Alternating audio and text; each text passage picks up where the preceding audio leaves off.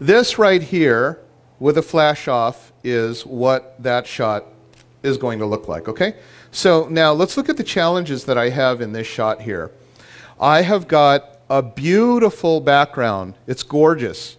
I love it because it's high key. There's no seams to the corners. It's very, very dramatic. But look what happened to my photo. I've got blue coming out of that door right there, and then the nose of the car is very underexposed. And look at the poor girl. That's really, really awful, like, right? So the shadows are very, very harsh. There's a light coming straight down on her nose, so it looks like a photo of a nose. It's not flattering at all. So now, here's where we bring in flash. And you understand, we have to bring in flash. This is still a controlled lighting situation, but it's not controlled enough. And let's just say I don't have a lot of money to invest in the lighting. So here I've got, you know, well, transmitter and 2 flashes, so $900 worth of flashes. That's it. And I've got like a bazillion-dollar cyclorama here with all of those fancy movie lights and, you know, that you'd see on a newsroom set and everything like that.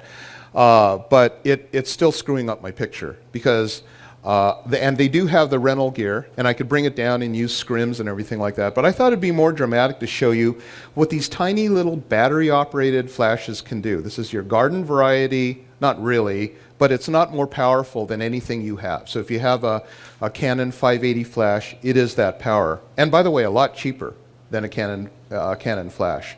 So I'm going to just go ahead and turn the flash on and let it fire.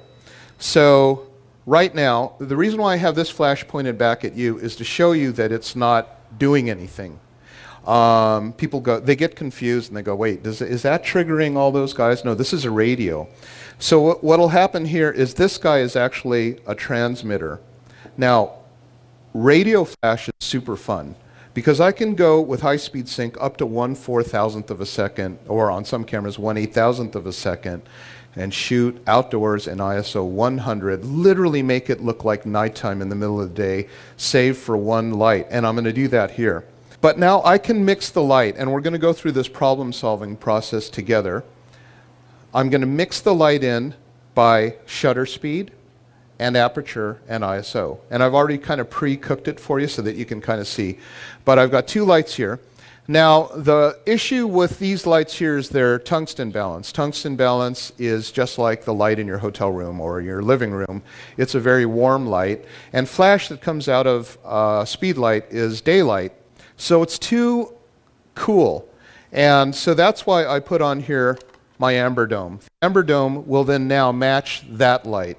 And we have, you know, very, very sophisticated things like color temperature orange filters, very expensive things, and we use them here at the Film Factory, but we can achieve a very nice color just using that alone. So I've got 2 flashes kind of on the side, and they're triggered by this guy right here.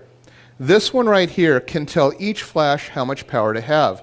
And on the back of my flashes, I'll have a piece of white tape or yellow tape or red tape. And that tells me if it's group A, B, or C. That way I can play with the mixture up here. This is my control panel right here. I can just change things around. So now that I'm here like this, okay, so this is that shot afterwards. Look at the difference between these two. All we've done is put in 2 lights. Now, actually what I'm going to do is I'm going to give it a little bit more of a dramatic light on Katie. And this guy here, which one is this? A or this is white? Okay. So we're going to take the A light, and in fact, you know what? I can even bring it closer. So these are the little calculations we can do, but I'll just bring it like a little bit tighter here, just like that. And then I'll crank up the ratio just a little bit. Is it in the shot right now? You guys are actually looking right through the camera. This is exactly what I would see. Yep. So now I'm just going to go here and just crank that up just a smidge right there. And then again, you see these points right there? That's the calculation points. There's like 39 autofocus points. I call them snowflakes. And they're constantly listening to try to find out where the contrast is. It's something that's incredibly fun. I can't tell you how cool it is to have a $600 camera That's more advanced than anything else that's out there. Okay, so here we have the shot, and then boom. So let's look at that. Katie, go ahead and turn slightly toward the light. Yeah, just like that. And perfect. And boom. So couldn't be cleaner.